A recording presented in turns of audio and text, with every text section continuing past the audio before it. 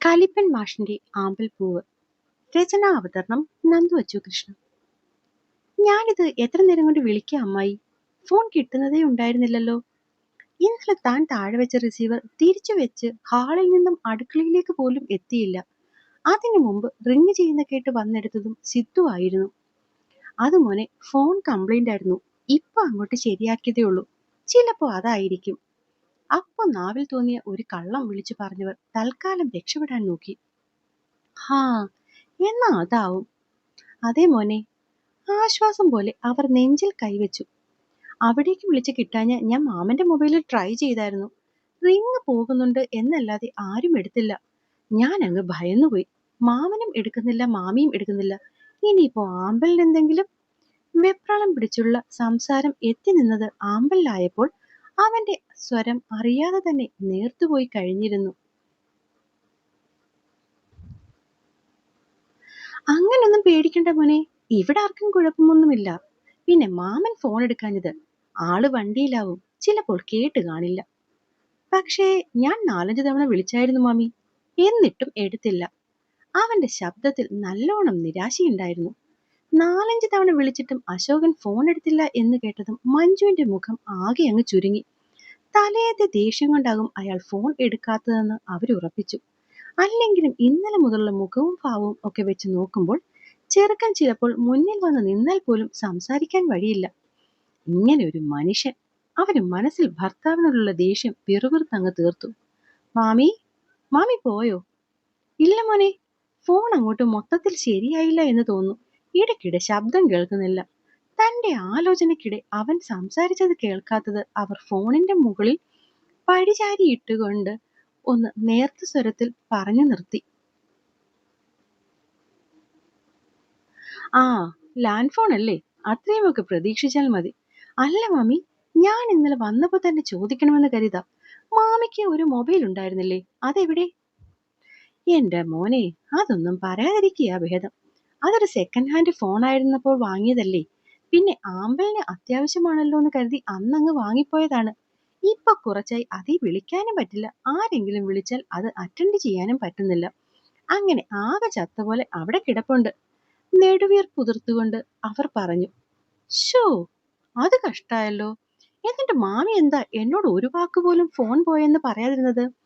അങ്ങനെയായിരുന്നെങ്കിൽ ഞാൻ ഇന്നലെ വരുമ്പോൾ മാമിക്ക് ഒരു പുതുപുത്തൻ ഫോൺ കൂടി കൊണ്ടുവരുമായിരുന്നില്ലേ? ഓ, അതൊക്കെ എന്ത് പറയാനാ മോനെ.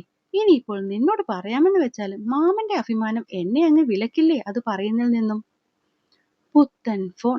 മൂക്കിനും ചുണ്ടിനും ഇടയ്ക്ക് നഷ്ടപ്പെട്ടതിന്റെ വേദനയിൽ അവരൊന്ന് ദീർഘനിശ്വാസം എടുത്തു. എന്റെ മാമി, മാമിയുടെ ഒരു കാര്യം. മാമിക്ക് എന്തുണ്ടെങ്കിലും എന്നോട് പറയാമല്ലോ. ആ ഒരു രീതിയിലല്ലേ ഞാൻ നിങ്ങളോടൊക്കെ നിൽക്കുന്നത്. ഒന്നുമല്ലെങ്കിലും മോന്റെ സ്ഥാനമല്ലേ എനിക്ക്. അപ്പൊ പിന്നെ അമ്മയായ മാമിക്ക് ചോദിക്കുന്നതുകൊണ്ട് എന്താ ഇത്ര വലിയ കുറ്റം? അതും ഫോൺ പോലത്തെ സില്ലി കാര്യങ്ങൾ. മാമി തന്നെ ഒന്ന് ആലോചിച്ച് നോക്കിയേ. അവൾക്കിപ്പോ പഠിക്കുന്ന സമയത്ത് എന്ത് സംശയമുണ്ടെങ്കിലും നോക്കാൻ പറ്റിയ ഒരു എളുപ്പമാർഗമല്ലേ ഈ സ്മാർട്ട് ഫോൺ. എന്നിട്ടാണോ മാമി ഒന്നും പറയാഞ്ഞത്? എന്താ മാമി, മാമിക്ക് ഞാൻ അന്യനാണോ? മാമൻ പിന്നെ പണ്ടേ അങ്ങനെയൊക്കെയാണ്. ഞാൻ കരുതി മാമിക്കെങ്കിലും ഞാൻ. അവന്റെ ശബ്ദം അങ്ങ് താന്നു. അത് പിന്നെ മോനെ, നീ ഇങ്ങനെയൊന്നും പറയല്ലേ. നീ എനിക്ക് എന്നും പ്രിയപ്പെട്ടവനാ. നീ വിഷമിക്കല്ലേടാ. ഇതിപ്പോ നിന്റെ മാമൻ അറിഞ്ഞാൽ വെറുതെ ഒരു പ്രശ്നം വേണ്ടല്ലോ എന്ന് കരുതിയിട്ടാ ഞാൻ. അല്ലാതെ നിന്നെ ഞാൻ മാറ്റി നിർത്തിയതൊന്നുമല്ല. അവന്റെ വിഷമം നേരിട്ട് കണ്ട പോലെ അവരവനെ സമാധാനിപ്പിക്കാൻ ശ്രമിച്ചുകൊണ്ട് പറഞ്ഞു നിർത്തി.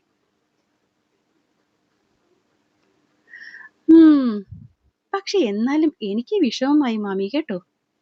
പോട്ടടാ മോനെ, നീ ചുമ്മാ. എങ്കിൽ മാമി എനിക്ക് വാക്കുതാ. ഇനി മുതൽ മാമിക്ക് എന്താവശ്യമുണ്ടെങ്കിലും എന്നോട് ചോദിക്കുമെന്ന്. മാമിക്ക് മാത്രമല്ല, ആമ്പലൂനും. മോനെ, മാമി വാക്ക് തന്നില്ലെങ്കിൽ എനിക്ക് മനസ്സിലാവും മാമി എന്നെ സ്വന്തമായിട്ട് കരുതിയിട്ടില്ല എന്ന്. ശോ, അങ്ങനല്ല മോനെ. അങ്ങനെയാണ്.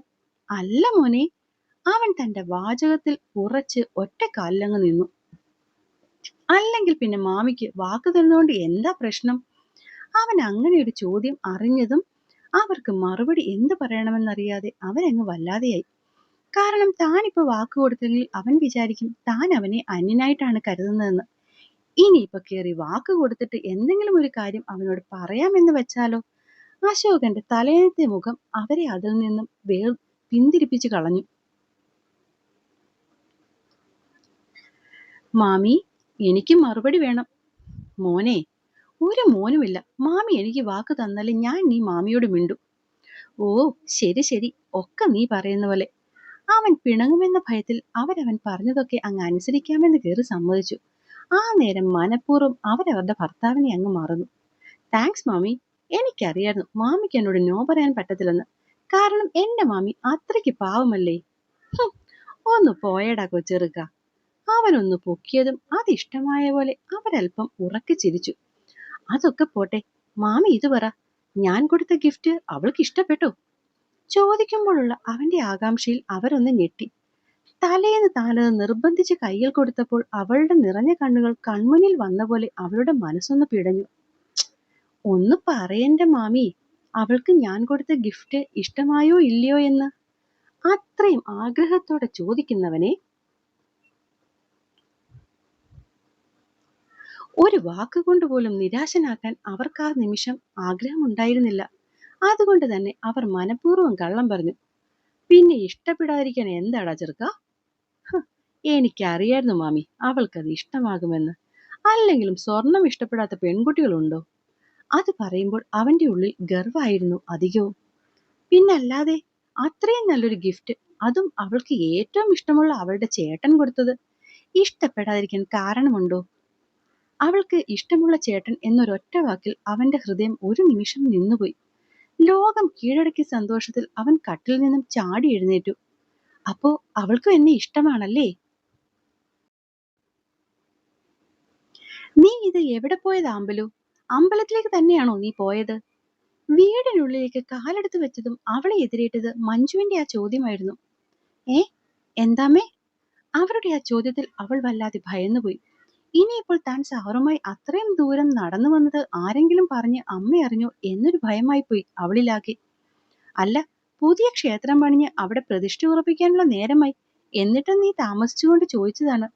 കടുപ്പത്തിലാണ് ചോദ്യമെങ്കിലും ഇന്നലത്തെ പോലെ മുഖത്ത് വല്ലാത്ത ദേഷ്യമൊന്നുമില്ല. അവള് ശ്വാസം ഒന്ന് നേരെ എടുത്തുകൊണ്ട് അമ്മയെ നോക്കി. ഞാൻ ഗണേശ ക്ഷേത്രത്തിൽ അമ്മയെ പോയത്. അവർക്ക് അടുത്തേക്ക് ചെന്ന് പതിഞ്ഞ ശബ്ദത്തിലാണ് അവൾ പറഞ്ഞത്. എവിടെ? നെല്ലിമറ്റത്തെയോ? അവർ ഞെട്ടിക്കൊണ്ട് ചോദിച്ചു. ഇതിപ്പോ അച്ഛന്റെ തീരുമാനമായിരുന്നോ അതോ നിന്റെയോ? മറുപടിയായി താൻ എന്തു പറഞ്ഞാലും വഴക്ക് കേൾക്കും എന്ന് ആ ചോദ്യത്തിൽ നിന്ന് തന്നെ ഉറപ്പായിരുന്നു. എന്നിട്ട് നിന്റെ അച്ഛനാണോ കൊണ്ടുവിട്ടത്? പുറത്തുനിന്ന് ആരെങ്കിലും അകത്തു വരുന്നോ എന്ന് എത്തി നോക്കിക്കൊണ്ടവർ ചോദിച്ചു. അങ്ങനെ അശോകൻ മകൾക്കൊപ്പം വന്നിട്ടുണ്ടെങ്കിൽ കൈയോടെ സിത്തു വിളിച്ചിട്ട് എന്തുകൊണ്ട് എടുത്തില്ല എന്ന് ചോദിക്കാമല്ലോ. ആ ഒരു ആകാംക്ഷയോടെ പുറത്തേക്ക് അശോകനെ നോക്കാനായി പോകാൻ തുടങ്ങിയവരെ അവൾ കൈ പിടിച്ച് നിർത്തി. അച്ഛൻ വന്നിട്ടില്ലമ്മേ. എന്നെ ക്ഷേത്രത്തിലാക്കി പോയിട്ട് തിരിച്ചു വരാൻ ഓട്ടോ കാശ് തന്നു. ഇതിപ്പോ ആ സിത്തു പറയുന്നത് എത്ര ശരിയാണ്? നിന്റെ അച്ഛന് വന്നു നിന്റെ പുറത്ത് ഒരു ഉത്തരവാദിത്വമില്ല. അല്ലെങ്കിൽ പിന്നെ ഇത്രയും ദൂരെയുള്ള ക്ഷേത്രത്തിൽ നിന്ന് തനിച്ച് വിട്ടിട്ട് പോകുമോ? എന്നിട്ട് ഓട്ടോ പിടിച്ചു പോക്കോന്നൊരു ഉപദേശവും. ഈ പറയുന്ന ഓട്ടോക്കാരൻ ആരാണ് ഏതാണെന്നൊക്കെ നമുക്ക് വല്ലതും അറിയാമോ? ഇന്നിപ്പോ എന്തൊക്കെ കാര്യങ്ങളാ ദിവസവും കേൾക്കുന്നത്. എന്നിട്ടും വയസ്സറിച്ച ഒരു പെൺകുട്ടിനെ ഒറ്റയ്ക്ക് വിട്ടിരിക്കുന്നു. രാവിലെ ഫോൺ എടുക്കാത്തതും ഇപ്പോഴത്തെ അയാളുടെ പ്രവൃത്തി എല്ലാം കൂടി ആയതും മഞ്ജുവിന് ആകെ ദേഷ്യം വരുന്നുണ്ടായിരുന്നു. അച്ഛനെ ഒന്നും വെറുതെ പറയല്ലേമ്മേ, ഞാൻ പറഞ്ഞിട്ടാണ്. മഞ്ജു അശോകനെ പറയുന്നത് നിർത്തുന്നില്ല എന്ന് കണ്ടതും ആമ്പൽ അത് ഏറ്റുപിടിച്ചു. അല്ലേലും നിന്റെ അച്ഛനെ ആര് പറയുന്നു? അച്ഛനെ എന്തെങ്കിലും പറഞ്ഞാൽ മോൾക്ക് പിടിക്കില്ല, മോളെ എന്തെങ്കിലും പറയുന്നത് അച്ഛനും ഒട്ടും പിടിക്കില്ല. ഇതിപ്പം ആർക്കും വേണ്ടാതെ കിടക്കുന്നത് ഞാനാണല്ലോ. വല്ലാത്തൊരു മുഖത്തോടെ പരാതി പറയുന്ന തന്റെ അമ്മയോട് എന്ത് മറുപടി പറയണമെന്നറിയാതെ അവൾ കുഴഞ്ഞു. ക്ഷേത്രത്തിലേക്ക് പോയത് ഒരുപാട് സങ്കടത്തോടെയായിരുന്നെങ്കിലും തിരിച്ചു വന്നപ്പോൾ കിട്ടിയ ആ ഒരുവന്റെ സാന്നിധ്യം തന്റെ സകല സന്തോഷവും മഞ്ജു എന്ന അമ്മ നിമിഷം കൊണ്ടാണ് അവളിൽ നിന്നും കവർന്നെടുത്തത്. ഇനിയിപ്പൊ എന്നെ നോക്കി നിൽക്കാതെ പോയി ഡ്രസ്സ് മാറിയിട്ട് വന്ന് വല്ലതും കഴിക്കാൻ നോക്കുവച്ചേ. പെണ്ണ് കണ്ണു നിറച്ച് തന്നെ നോക്കി നിൽക്കുകയാണെന്ന് കണ്ടതും മഞ്ജു പെട്ടെന്ന് അവളോട് ദേഷ്യപ്പെട്ടുകൊണ്ട് അടുക്കളയിലേക്ക് പോയി. പിന്നെയും എന്തോ ആലോചിച്ച് നിന്ന ആമ്പലുവിനെ മഞ്ജുവിന്റെ അകത്തു നിന്നുള്ള വിളിയാണ് ഉണർത്തിയത്. അവിടെ നിന്ന് സ്വപ്നം കാണാതെ നീ വരുന്നുണ്ടോ? ഇത്തവണത്തെ ദേഷ്യപ്പെടലിൽ അവൾ പാഞ്ഞുപോയി ഡ്രസ്സ് മാറി ഓടിയാണ് അടുക്കളയിലേക്ക് എത്തിയത്. 3 പേർക്കിരിക്കാവുന്ന അടുക്കളയിലെ തന്നെ കുഞ്ഞു മേശയിൽ അവളെ പിടിച്ചിരുത്തിക്കൊണ്ട് മഞ്ജുമ്മ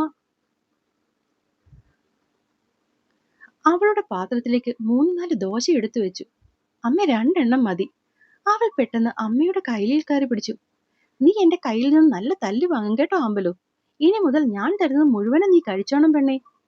അമ്മേ, എനിക്ക് അത്രയൊന്നും കഴിക്കാൻ പറ്റുമെന്ന് പറയാനാവും വരുന്നത്. എടി, നീ നിന്റെ കോലം കണ്ണാടിയിൽ കാണാറുണ്ടോ? ഒരുമാതിരി അസ്ഥിപഞ്ജരം പോലെ. നിന്നെ പോലെ തന്നെയല്ലേ ആ രമ്യയും? അവളെ കണ്ടോ? പെണ്ണാകെ കുതിർന്ന കടല പോലെയല്ലേ ഇരിക്കുന്നത്. അങ്ങനെ ഇരിക്കണം പെൺപിള്ളേര്. അല്ലാതെ നിന്നെ പോലെ ഇങ്ങനെ പേട്ടടിച്ച പോലൊന്നും അല്ല ഇരിക്കേണ്ടത്. ഇത് പോയി എങ്ങനെ ഇരുന്നാലും നിനക്കെന്താ അല്ലേ? ഞാൻ വേണ്ടി വരുന്നവരുടെയും പോകുന്നവരുടെയും ഒക്കെ വായിലിരിക്കുന്നത് കേൾക്കാൻ. ഒരു തരം വാശിയോടെ അവർ 3 ദോശയ്ക്ക് മുകളിലേക്ക് പിന്നെയും സാമ്പാർ കോരി ഒഴിച്ചു. ഇനിയിപ്പോ കഴിക്കാതെ നിവൃത്തിയില്ലല്ലോ. ഇന്നലെ തന്നെ ആ രമ നിന്റെ ഈ കോലം കണ്ടിട്ട് എന്നോട് എത്ര തവണ ചോദിച്ചെന്നോ നിനക്കെന്തെങ്കിലും അസുഖമുണ്ടോന്ന്. ഇല്ലെന്ന് പറഞ്ഞിട്ടും അവൾക്ക് പിന്നെയും സംശയം ബാക്കി.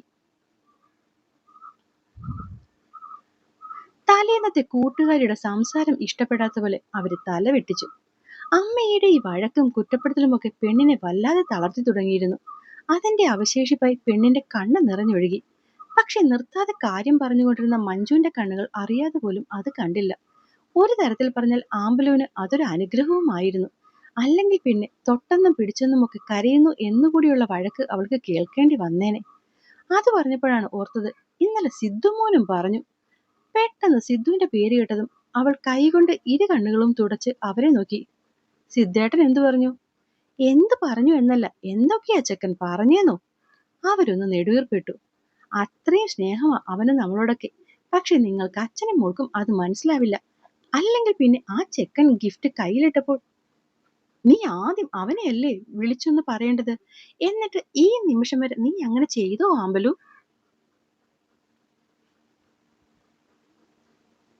അവർ കുറ്റം പിടുത്തുപോലെ ആമ്പലിനെ നോക്കി. അവര് കാര്യത്തോടെ സിദ്ധുവിനെ പറ്റി അങ്ങനെയൊക്കെ പറഞ്ഞിട്ടും അവൾ ഒന്നിനും മറുപടി കൊടുത്തില്ല. പാവം ചെറുക്കൻ. അവന്റെ നിന്റെ ക്ഷീണിച്ച രൂപം കണ്ടപ്പോൾ തന്നെ സങ്കടം വന്നതുപോലെ ആയി. നീ ആകെ ക്ഷീണിച്ചു പോയി. പഴയ പോലെ സംസാരവും കാര്യങ്ങളും ഒന്നുമില്ല. നിനക്കെന്തേ വയ്യായോ? ഒരുപാട് പഠിച്ചുള്ള ക്ഷീണമാണെങ്കിൽ എന്തുകൊണ്ട് പാല് കാച്ചി കൊടുക്കുന്നില്ല? അതും ബദാമിട്ട പാലേ കൊടുക്കുന്നില്ല. അതുപോലെ ഡ്രൈ ഫ്രൂട്ട്സ് എന്തുകൊണ്ടാ നിനക്ക് തരാത്തത്? ഇനിയിപ്പോ വിളിയുടെ കാര്യമൊക്കെ ആലോചിച്ച് മാമന് വാങ്ങിത്തരാൻ പറ്റാത്തതാണെങ്കിൽ അവനുണ്ടല്ലോ വാങ്ങിത്തരാൻ എന്നൊക്കെ പറഞ്ഞ് ചെക്കൻ എന്നെ കൊന്നില്ലെന്നേ ഉള്ളൂ. എനിക്ക് എന്തെങ്കിലും വാങ്ങിത്തരണമെങ്കിൽ എന്റെ അച്ഛൻ വാങ്ങിത്തന്നോളും. വേറെ ആരും വാങ്ങിത്തരണ്ട. അച്ഛനെ പറ്റി പറഞ്ഞത് ഒട്ടും ഇഷ്ടപ്പെടാത്ത പോലെ ആമ്പൽ മുഖം വെട്ടിച്ചു. ഉം പോയ പോലൊന്നും അല്ലല്ലോ. നല്ല സന്തോഷത്തോടാണല്ലോ തിരിച്ചുള്ള ഈ വരവൊക്കെ. ഉം എന്തു പറ്റി? എന്താ കാര്യം?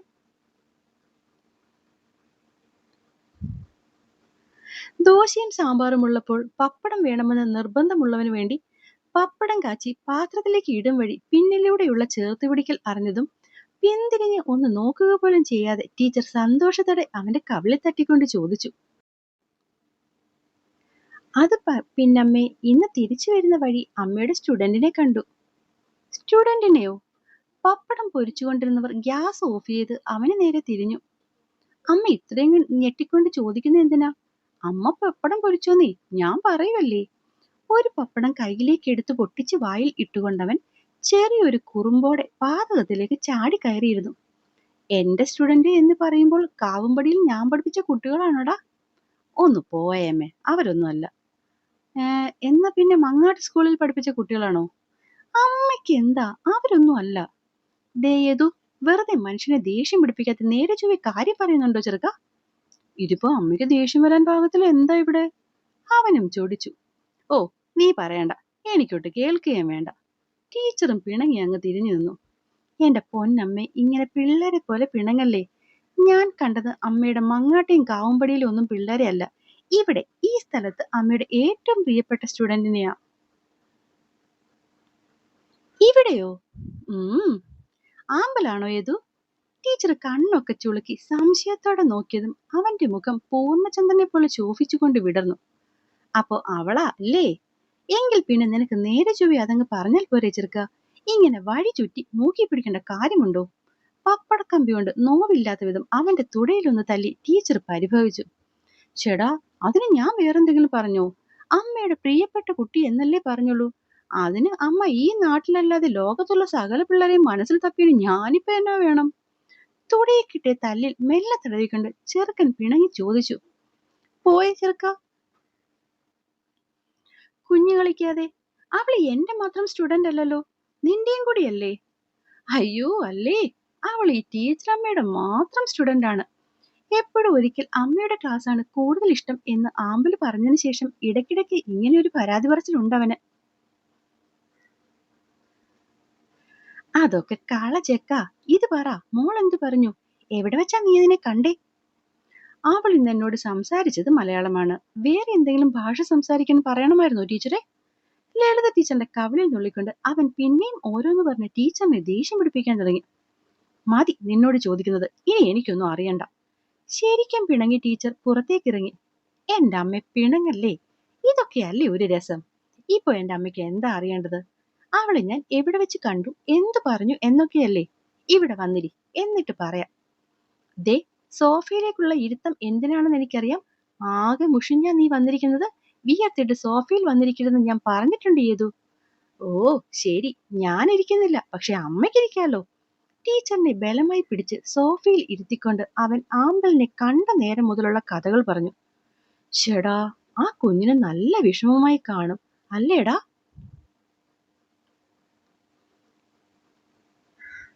അവൾക്ക് മാത്രമല്ലമേ, അശോകൻ ചേട്ടനും സങ്കടമായെന്നാ എനിക്ക് തോന്നുന്നത്. കാര്യം കുടുംബക്കാരെ വെച്ച് നോക്കുമ്പോൾ അശോകൻ ചേട്ടൻ കുറച്ച് പിന്നിലേക്കാണെങ്കിലും ആൾക്ക് ആരുടെയും ഒന്നും വേണ്ട. അന്ന് തന്നെ ഇപ്പോഴത്തെ കടയുടെ ബാധ്യതയെപ്പറ്റി എന്നോട് സംസാരിച്ച കാര്യം ഞാൻ അമ്മയോട് പറഞ്ഞതല്ലേ. ആ പ്രോപ്പർട്ടി ബാങ്കിൽ ലോണാണ്. അത് ശരിയാക്കാൻ വേണ്ടി വീടും ലോണിൽ തന്നെ. ശരിക്കും പറഞ്ഞാൽ 2 ലോണും കൂടി അടയ്ക്കാൻ അദ്ദേഹം നന്നായി കഷ്ടപ്പെടുന്നുണ്ട്. എന്നിട്ടും കുടുംബസ്വത്ത് കഴിഞ്ഞ വട്ടം ചെന്നപ്പോൾ ചേട്ടൻ കൊടുക്കാം എന്ന് വന്നപ്പോൾ ആളത് വേണ്ടാന്ന് പറഞ്ഞു പോലും. മകളുടെ അധ്യാപകൻ എന്നതിലുപരി അശോകൻ വല്ലാത്തൊരു ആത്മബന്ധം ഏതനുമായി സൂക്ഷിക്കുന്നുണ്ട്. പലപ്പോഴും അശോകന് ഒരു സൗഹൃദമാണ് ഏതൻ. അതുകൊണ്ട് തന്നെ മറ്റുള്ളവർക്ക് അറിയാത്ത പല കാര്യങ്ങളും അദ്ദേഹം അവനോടാണ് ഷെയർ ചെയ്യാറ്. കാരണം അവൻ വഴി മറ്റാരും അറിയില്ല എന്ന് അദ്ദേഹം ഉറച്ചു വിശ്വസിക്കുന്നു. ആ വിശ്വാസത്തെ തെറ്റിക്കാനും ചോദ്യം ചെയ്യാനും അവനും ഇതുവരെ താല്പര്യപ്പെട്ടിട്ടില്ല. അതെന്തിനാണ് അശോകൻ വേണ്ടെന്ന് വെക്കുന്നത്? ഒന്നുമല്ലെങ്കിലും അവന്റെ കുടുംബസ്വത്തല്ലേ. ഏതൻ പറയുന്ന കേട്ട് ടീച്ചർ ചോദിച്ചു. സംഭവം കുടുംബസ്വത്തൊക്കെ ആയിരുന്നെങ്കിലും അദ്ദേഹത്തിന്റെ ഒരു പെങ്ങളില്ലേമ്മേ, ഇന്നലെ വന്നവന്റെ അമ്മ. അവരെ കെട്ടിക്കാൻ നേരത്ത് സ്വന്തം വസ്തുവകകൾ കൂടി പെങ്ങൾക്ക് കൊടുത്തേക്കാം എന്ന് അശോകേട്ടൻ പറഞ്ഞായിരുന്നു പോലും. അന്ന് അങ്ങനെ ഒരു വാക്ക് പറഞ്ഞു എന്നല്ലാതെ പ്രമാണമൊന്നും നടത്തി വെച്ചിരുന്നില്ലല്ലോ. അന്തസ്സുള്ളവർ പറയുന്ന വാക്കല്ലേമ്മേ ഏറ്റവും വലിയ പ്രമാണം. അവനത് ചോദിച്ചതും ടീച്ചർ തലയാട്ടി. പക്ഷേ അശോകന്റെ പെങ്ങളെന്ന് പറയുന്നൊരു നല്ല സ്ഥിതിയിലല്ലേ അവര് ജീവിക്കുന്നേ? പിന്നെന്തിനാ അവർക്ക് ആങ്ങളുടെ കൂടെ സ്വത്ത്? അദ്ദേഹത്തിന് നാട്ടിലെ കണ്ണായ സ്ഥലത്തല്ലേമ്മ ആ വസ്തു. അതിനിപ്പോ ലക്ഷങ്ങൾ മതിപോലെയുണ്ട്. ബുദ്ധിയുള്ള ആരെങ്കിലും അത് വേണ്ടെന്ന് വെക്കുമോ? എന്നിട്ടിപ്പോൾ എന്തായി? പ്രമാണം ചെയ്തു കൊടുത്തോ അശോകൻ അവർക്കത്? ഈ അടുത്തെങ്ങാണ്ട് ഇന്നലെ വന്ന പയ്യന്റെ പേരിൽ ആ 50 സെറ്റ് പ്രമാണം ചെയ്തു കൊടുത്തുപോലും അശോകൻ ചേട്ടൻ. സത്യം പറയാലോ, അതിന്നൊരു 5 സെന്റ് എടുത്ത് വിറ്റാൽ പോലും അദ്ദേഹത്തിന്റെ ഇവിടുത്തെ കടങ്ങളെല്ലാം തീർന്നേനെ. ആങ്ങളയ്ക്ക് ഇത്രയും കടങ്ങളുള്ള കാര്യം പെങ്ങൾക്ക് അറിയില്ലേടാ? ഞാനും ഇത് അശോകേട്ടനോട് ചോദിച്ചതാ. തിരിച്ച് ആളൊന്ന് പുഞ്ചിരിച്ചു. അതിലുണ്ടായിരുന്നു അമ്മ, പറയേണ്ടതല്ല. അതൊക്കെ വിട്. നീ എന്നിട്ട് മോളെ സന്തോഷത്തോടാണോ പറഞ്ഞു വിട്ടെ? എന്നെ കൊണ്ട് പറ്റും പോലെയൊക്കെ ഞാൻ ചെയ്തിട്ടുണ്ട്. പിന്നെ അമ്മയുടെ മോളല്ലേ, ഇത്തിരി കാര്യം മതി കണ്ണുകളൊക്കെ. എന്തോ ആലോചിച്ചുകൊണ്ട് അവൻ തല വെട്ടിച്ചു. എന്നാലും എനിക്ക് മനസ്സിലാവാത്തത് മഞ്ജുവിന്റെ ഈ മാറ്റങ്ങളൊക്കെയാണ്. തലേന്ന് കൂട്ടി വായിച്ച എന്തൊക്കെയോ കാര്യങ്ങൾ ഓർത്തുകൊണ്ട് ടീച്ചർ ആത്മകഥം പോലെ പറഞ്ഞു. നേരത്തെയും അവർക്ക് ഇങ്ങനത്തെയൊക്കെ ഒരു ക്യാരക്ടർ അല്ലായിരുന്നോ അമ്മേ? പിന്നെ അതിന്റെ കൂടെ ഇപ്പൊ എന്തൊക്കെയോ കൂടി അധികത്തിലായി എന്ന് മാത്രം. പലപ്പോഴായി അശോകനിൽ നിന്നറിഞ്ഞ കാര്യങ്ങളെ ഒക്കെ കൂട്ടി വായിച്ചു. ആ ഒരു ഓർമ്മയിൽ ഏതൻ ചോദിച്ചു. അല്ലെങ്കിൽ തന്നെ ആ പെണ്ണിനെല്ലാം പേടിയാമ്മ. ഇതിപ്പോ തൊട്ടതിനും പിടിച്ചതിനും എല്ലാം അമ്മ കൂടി വഴക്ക് പറയാനും ശാസിക്കാനും തുടങ്ങിയതോടെ അതിപ്പോ പണ്ടത്തേതിലും ഇരട്ടിയായ പോലെയാണ്. ഒക്കെത്തിനും കരച്ചിൽ. ഇനി എന്തിനേലും കരയുന്ന കണ്ടാൽ ഞാൻ നല്ലത് പറയുമെന്ന് പറഞ്ഞിട്ടുണ്ട്. എവിടെ, ദിവസം 10 വട്ടം എന്റെ വായിൽ നിന്ന് കേൾക്കാനുള്ള എന്തെങ്കിലുമൊക്കെ അവൾ ഉണ്ടാക്കും. എനിക്കറിയില്ല അതിനെ ഞാൻ എങ്ങനെ നോക്കുമെന്നമ്മ. എന്തൊക്കെയോ ചിന്തകളിൽ മുഴുകിക്കൊണ്ടിരുന്ന് പറയുന്ന മകനെ ടീച്ചർ ഒന്ന് ഇരുത്തി നോക്കി. സത്യം പറയാലോ, ആ നോട്ടത്തിനപ്പോ ഒരുപാട് അർത്ഥങ്ങളുണ്ടായിരുന്നു.